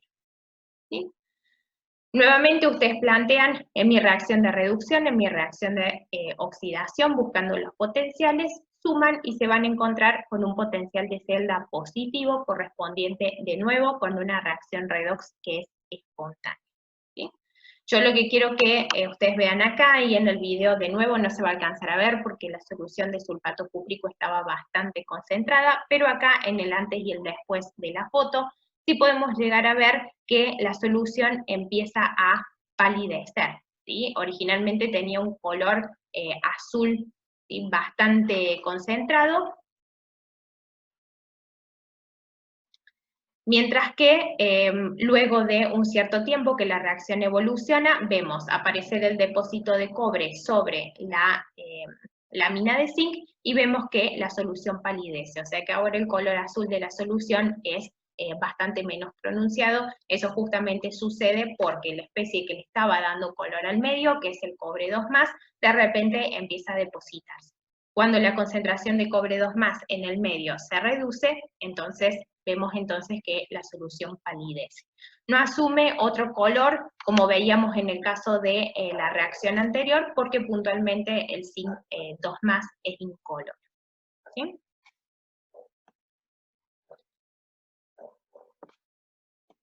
Por acá Javier me pregunta en el chat, o sea que disminuye la concentración de sulfato de anión sulfato. No, el anión sulfato queda tal cual. Lo que disminuye la concentración es de cobre más 2. ¿Sí? Tal vez vos por sulfato quisiste hacer referencia a sulfato cúprico, sulfato de cobre. Pero bueno, tengamos presente que en realidad tenemos una disociación de la sal, el anión sulfato no interviene en la redox, o sea que la concentración del mismo no va a variar. La concentración que disminuye va a ser la del catión cúprico o la del catión cobre 2+. ¿Sí? Bien, por acá Brandon me pregunta, en la reacción redox número 2, si el potencial de celda da 0,777. No, ahí Brandon me parece que tendrías que revisar, el potencial de celda da, veamos, perdón, porque me estaba fijando en la otra redox. Bueno, yo tengo 0,747, podemos llegar a tener alguna diferencia ahí en función de los potenciales que utilizamos, ¿sí? Yo creo recordar que los potenciales que tomé los saqué de la guía de seminarios, pero ustedes pueden llegar a corroborar por las dudas. El potencial de oxidación, yo tengo 0,41 voltios, potencial de reducción 0,337, la suma entonces nos daría 0,747, aproximadamente lo que Brandon puso en el chat. Y para la redox número 3, 1,1 voltios es correcto. Si ustedes recuerdan, esta redox la hemos trabajado previamente en el seminario, zinc con sulfato cúprico, forma la típica celda o pila de Daniels, que tiene un voltaje teórico de 1,10. Bien, de acá entonces, ¿qué es lo que nos queda para trabajar? Simplemente agente reductor y agente oxidante. Tenemos el zinc, entonces, que se está oxidando, por lo tanto, el zinc metálico, ¿quién es? ¿Agente reductor o agente oxidante?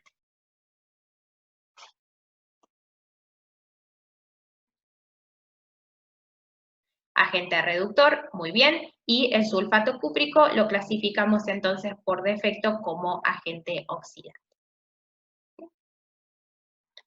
Ya hablamos, el depósito es justamente de cobre sólido y listo. La última pregunta es sobre la espontaneidad, que ya le hemos mencionado en varias ocasiones. Vamos entonces a la última experiencia de este trabajo práctico de laboratorio, es la aplicación de una redox, justamente que hemos visto recién, la redox número 3, donde tenemos sulfato cúprico y tenemos la presencia de zinc, nada más que ahora a la redox que hicimos recién toda en un mismo beaker, que para recordarlo lo tenemos acá en la esquina inferior derecha de la filmina. Ahora vamos a tomar dos beakers y vamos justamente a separar los componentes de esta reacción redox. El objetivo de separar los componentes es que en uno de los beakers, en uno de los recipientes, se dé la oxidación, mientras que en el otro recipiente se va a dar la reducción.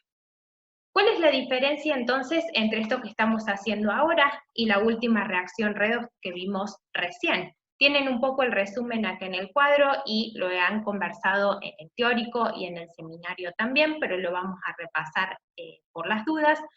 Al nosotros generar una separación de los elementos, una separación de las reacciones, en este caso de oxidación y de reducción, podemos conectar los electrodos a través de un conductor externo, por ejemplo, un alambre de cobre, y de esa manera vamos a poder intervenir en el circuito y obtener trabajo eléctrico que se genera a partir justamente del funcionamiento de la redox espontánea.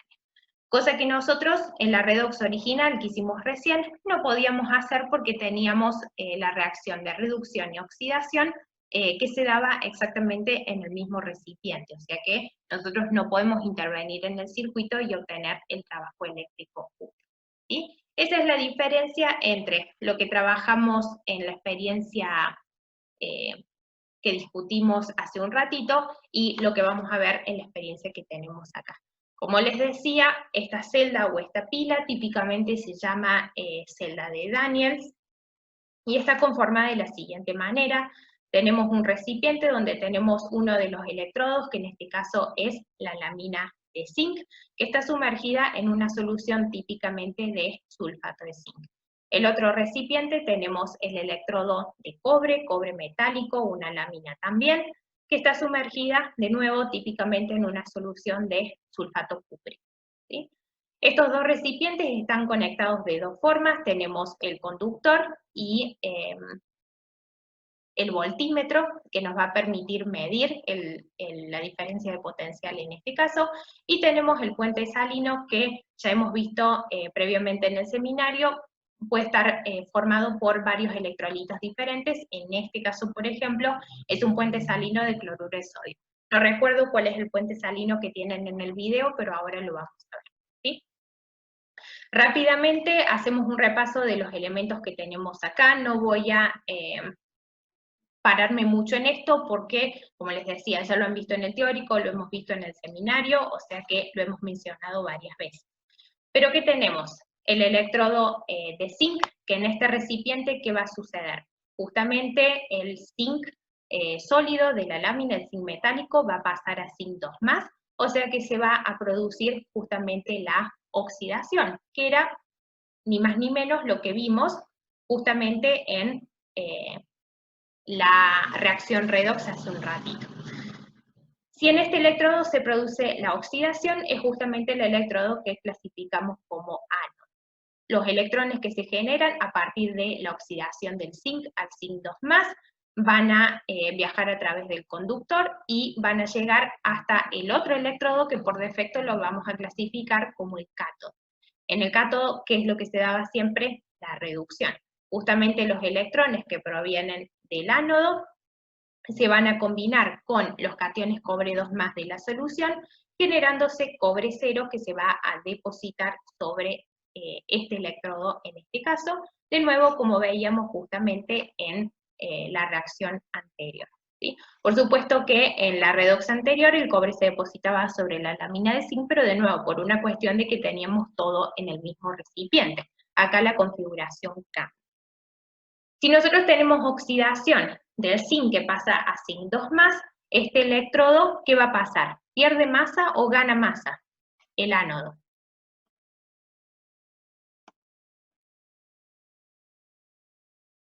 Tenemos zinc metálico que pasa a zinc 2+. Exacto, pierde masa. ¿Sí? Cuidado por ahí, pierde masa. ¿Estamos? Tenemos zinc que pasa a zinc 2+, o sea que vamos a ir perdiendo zinc metálico. Y al mismo tiempo, del lado del cátodo, ¿qué va a pasar? Tenemos cobre 2+, que gana 2 electrones y se deposita como cobre metálico sobre el electrodo de cobre. O sea que en el cátodo tenemos una ganancia o una pérdida de masa.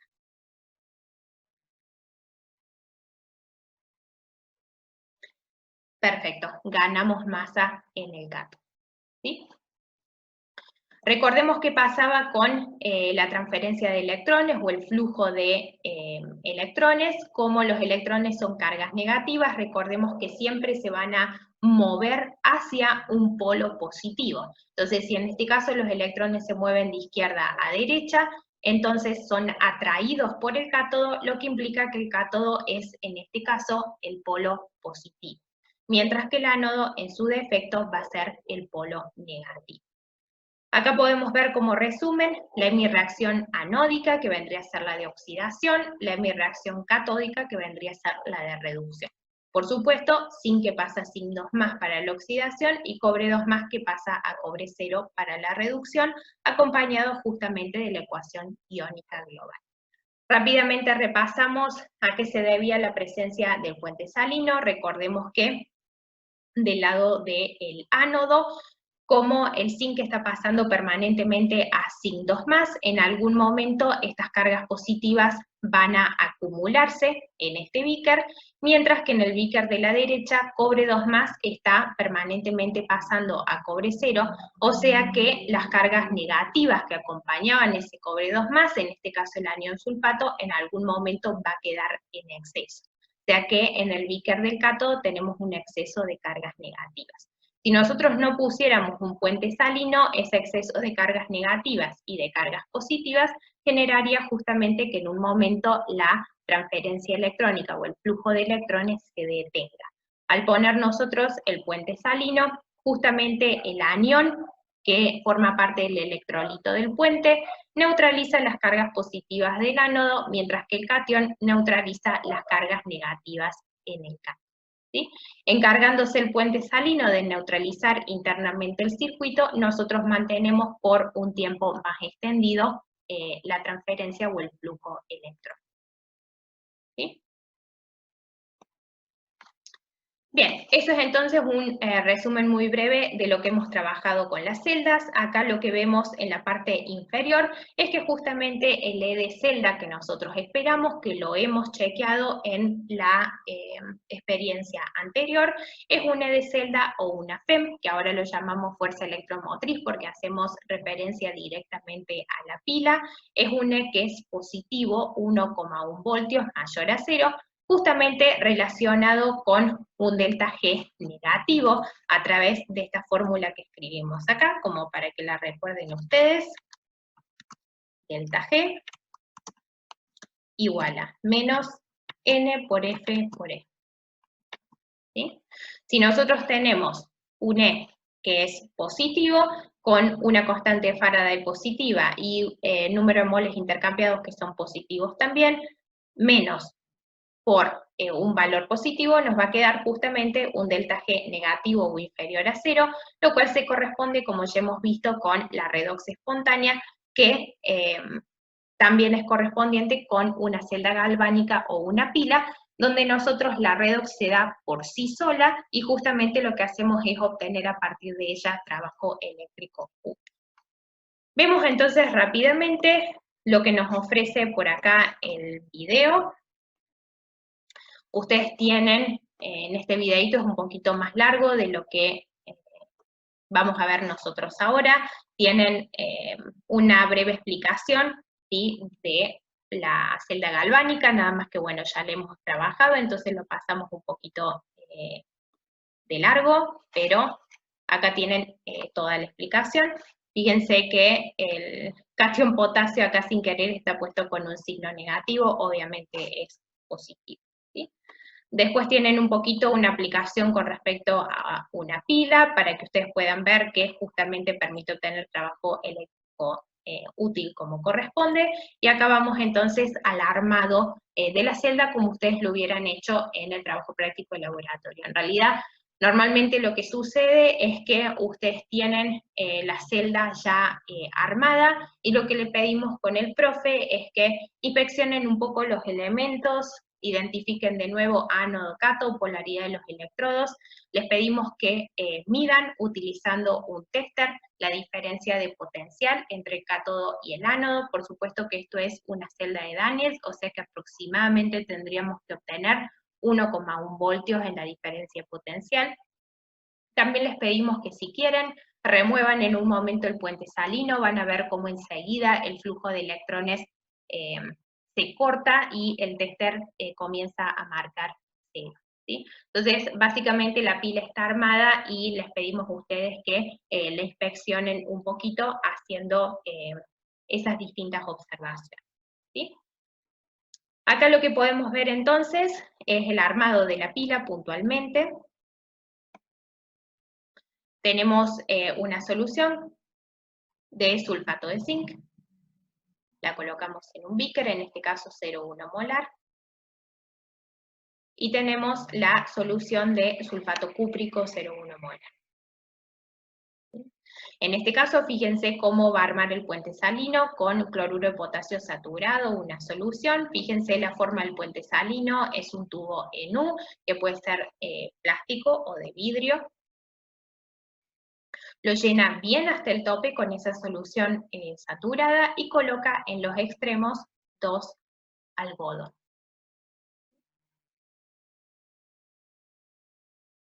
Esto permite la difusión justamente de los iones y la neutralización del circuito interno.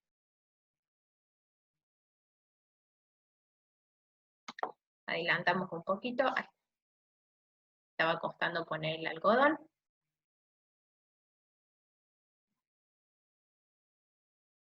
Coloca el puente salino en posición y lo único que nos está faltando es colocar los electrodos y hacer la conexión. Fíjense la lámina de zinc en la solución de sulfato de zinc, la lámina de cobre en la solución de sulfato cúprico, y venimos con el tester y va a colocar 2 cocodrilos para que sea más fácil la medición.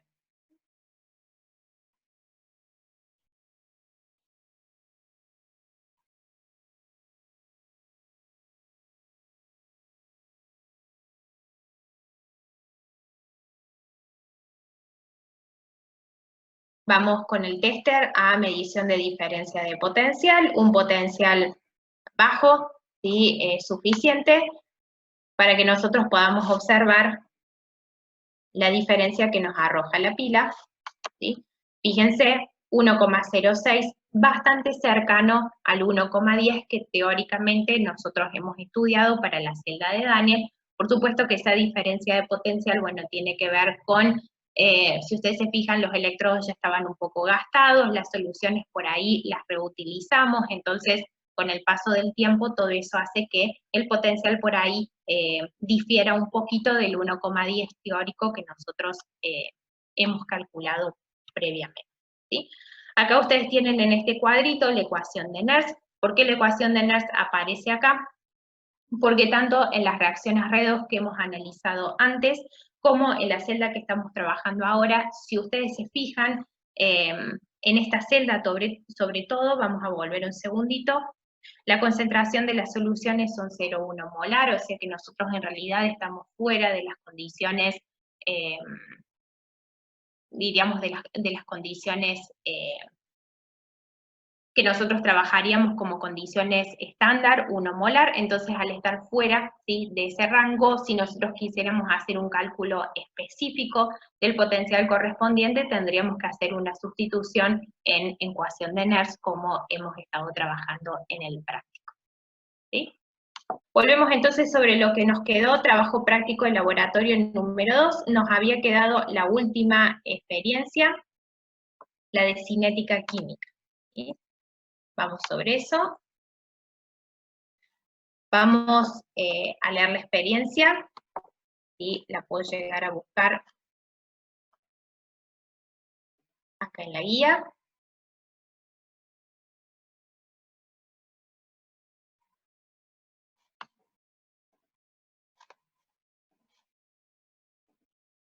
Bien.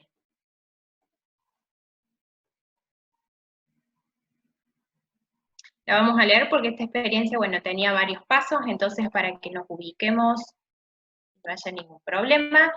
En este experimento comenzábamos por tener un beaker de 50 mililitros, en el cual colocábamos 10 mililitros de una solución de tiosulfato 0,1 molar. Si ustedes se recuerdan, esta solución de tiosulfato de sodio 0,1 molar, ustedes la preparaban al inicio del trabajo práctico de laboratorio, y vimos cómo preparar soluciones a partir de reactivos sólidos justamente en el trabajo práctico anterior, ¿sí?, para el primer parcial.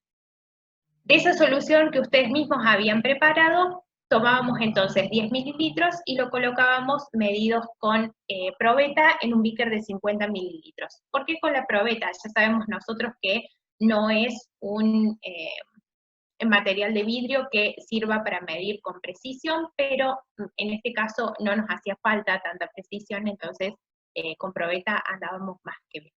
Agregábamos luego a ese beaker 40 mililitros de agua destilada, o sea que, en otras palabras, hacíamos una dilución de esa solución de tiosulfato de sodio 0,1 molar, ¿sí?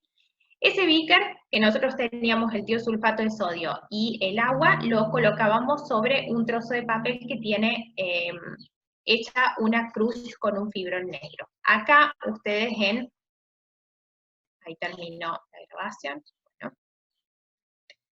Ustedes acá en el PowerPoint pueden ver un poco el armado. Nosotros, bueno, trabajamos con un beaker, en este caso un Erlenmeyer, más o menos lo mismo.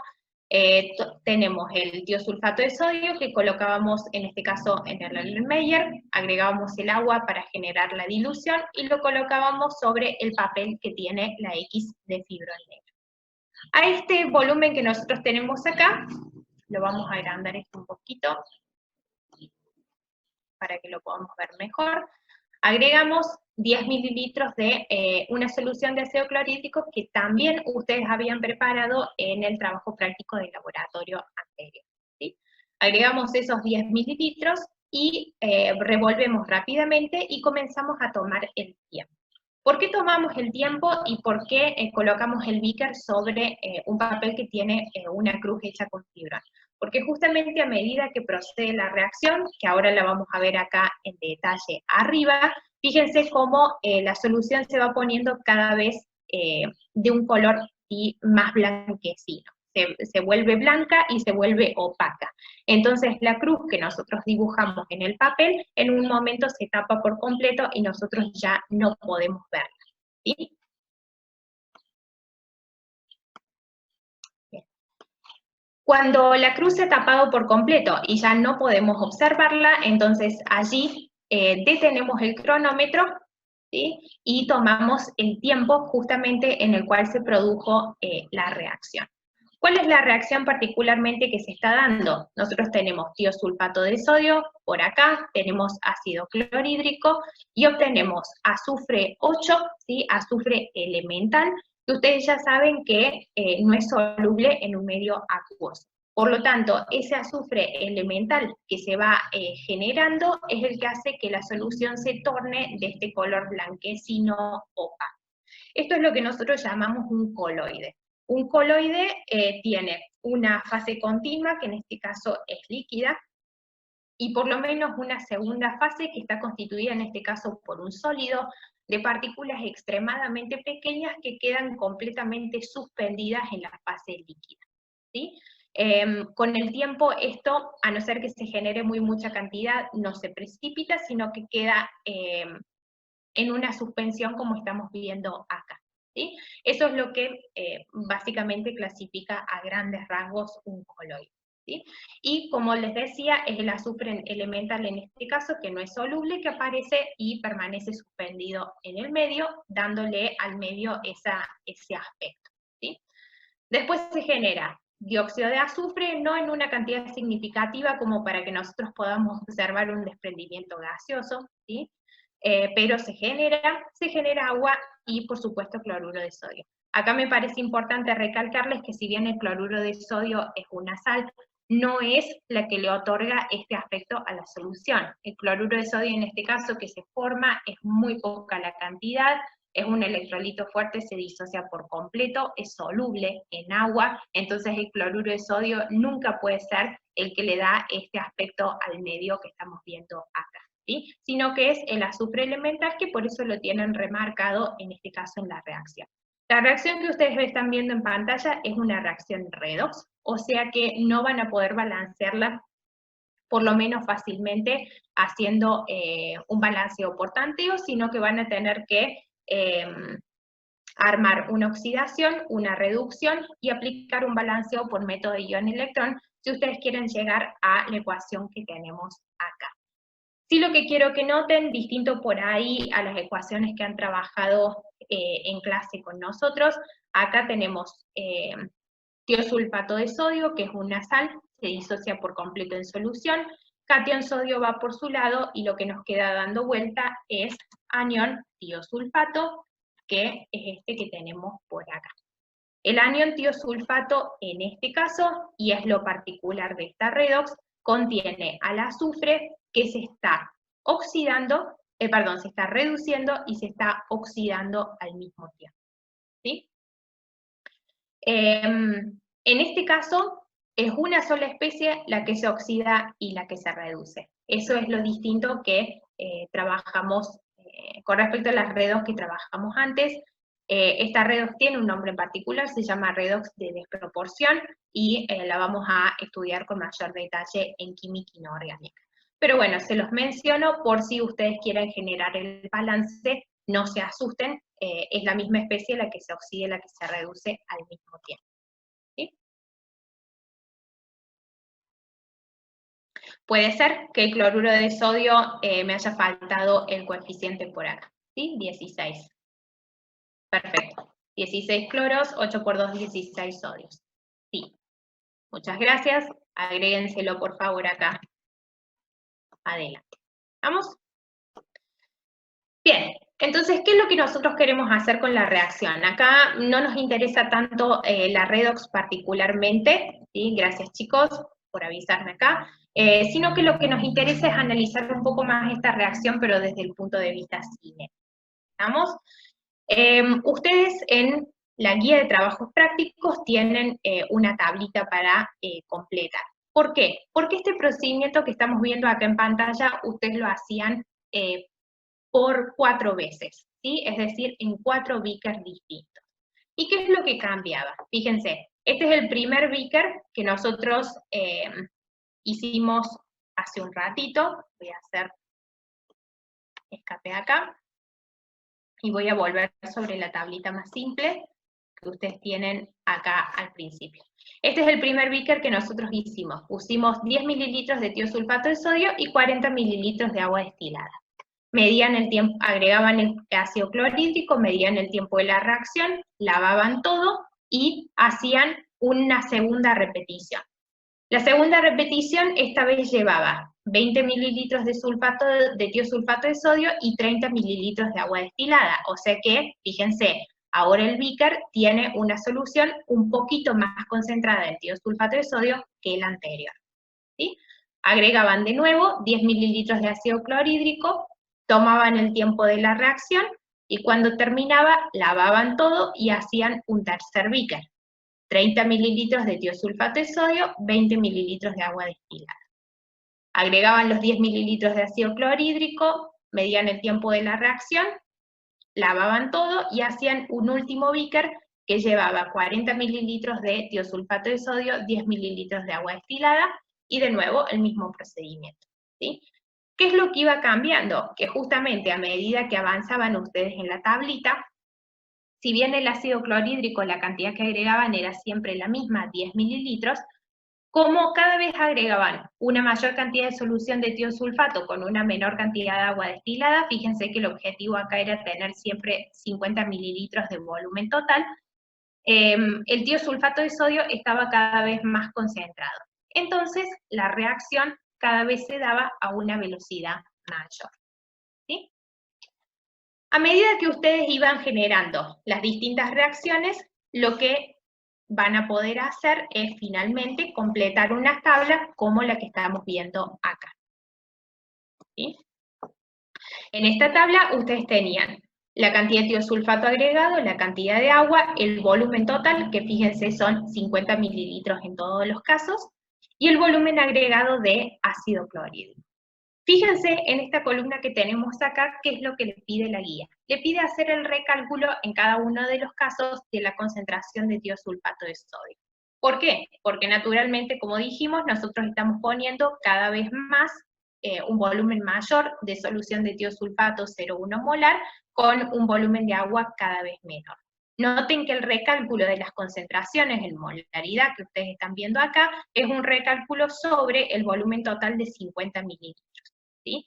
Eso lo aclaro porque muchas veces este recálculo de las concentraciones ustedes me lo hacían sobre el volumen total considerando los 10 mililitros de ácido clorhídrico agregado, o sea, me hacían el recálculo de la concentración sobre un volumen total de 60 mililitros. Ese no es el objetivo, porque una vez que nosotros agregamos el ácido clorhídrico, la reacción automáticamente empieza a suceder y el tiosulfato al igual que el ácido clorhídrico, se van consumiendo. Entonces, el recálculo del tiosulfato es simplemente sobre los 50 mililitros iniciales antes de que nosotros hagamos el agregado del ácido clorhídrico, ¿sí?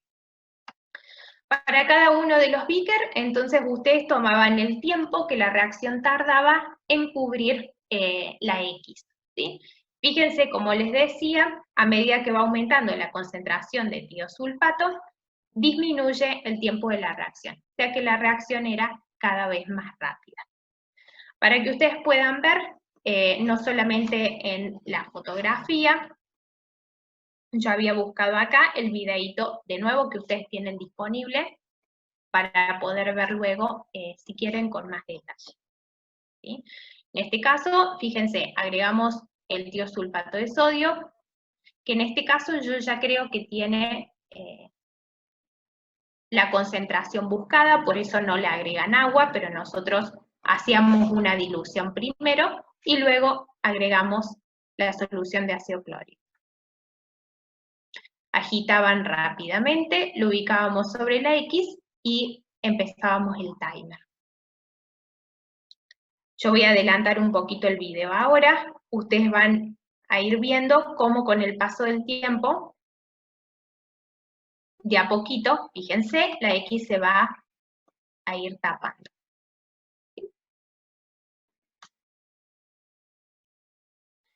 Cuando la X se tapa, ¿sí?, prácticamente por completo, paramos el timer y esos son los tiempos que ustedes tomaban y completaban en la tablita, ¿sí?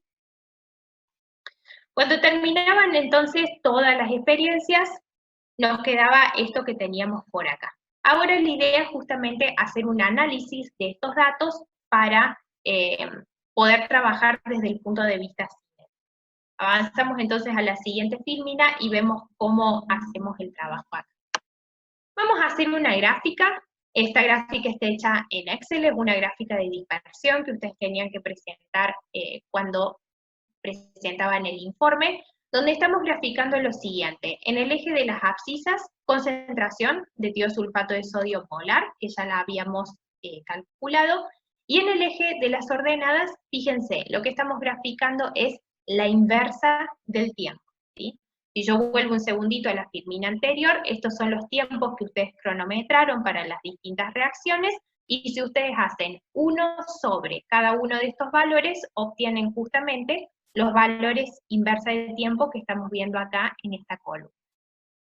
¿Por qué hacemos la inversa de los tiempos?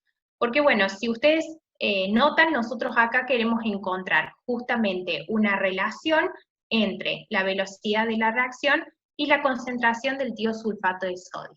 ¿Por qué estamos buscando esa relación? Porque si nosotros encontramos cómo está relacionado una variable con la otra, en otras palabras, vamos a saber cómo la reacción depende de la concentración de tiosulfato. O sea, que estamos buscando el orden de reacción con respecto al tiosulfato de sodio. El problema es que nosotros cuando medimos la reacción, ¿sí?, la variable en este caso, no tenemos una forma directa de medir velocidad. Lo único que podemos hacer es medir tiempo, ¿sí? Pero veamos qué es lo que tienen marcado acá. Si nosotros analizamos que a medida que la reacción avanza con mayor rapidez, o sea que tiene una velocidad mayor, ¿en qué tiempo se va a dar? Justamente en un tiempo más corto. Va a culminar en un tiempo más corto, ¿sí?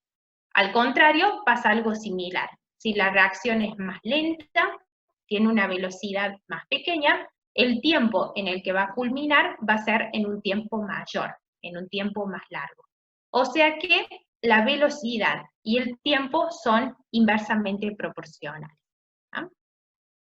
Otra forma de decirlo es que la velocidad es directamente proporcional con respecto a la inversa del tiempo. O sea que, si bien nosotros no podemos medir velocidad, sí podemos medir el tiempo y hacer la inversa, que es justamente lo que hemos hecho acá.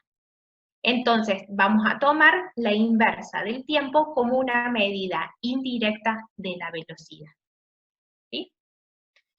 Si graficamos entonces la inversa del tiempo con respecto a la concentración de tiosulfato, fíjense, los puntitos azules que estamos viendo acá son básicamente los puntos que ustedes han tomado a partir de los datos experimentales. Sobre esta dispersión de puntos hacemos una regresión lineal, también hecha en Excel, el ajuste por regresión que ustedes están viendo acá. Fíjense que el ajuste tiene un R cuadrado de 0,9918, esto nos da una idea de que el ajuste es un ajuste bueno, ¿sí? El R cuadrado, mientras más cerca de 1 esté, es mejor el ajuste que hemos hecho de los datos experimentales, en este caso está bastante bien. Y lo que yo quiero que ustedes miren es justamente un poco la tendencia, ¿sí? ¿Qué es lo que podemos ver acá? Vamos a hacer un repaso rápidamente, yo lo voy a anotar acá al costadito, de las leyes de velocidad que ustedes conocen o la que hemos trabajado con mayor detalle en el teórico y en el seminario. Hemos trabajado velocidad igual. Acá, eso es orden 0. Hemos trabajado velocidad igual acá por la concentración de A, eso es orden 1. Y hemos trabajado también velocidad igual acá por la concentración de A elevado al cuadrado, que es orden 2. Veamos ¿Cuál es la relación entre los datos que nosotros hubiésemos esperado para cada una de estas situaciones?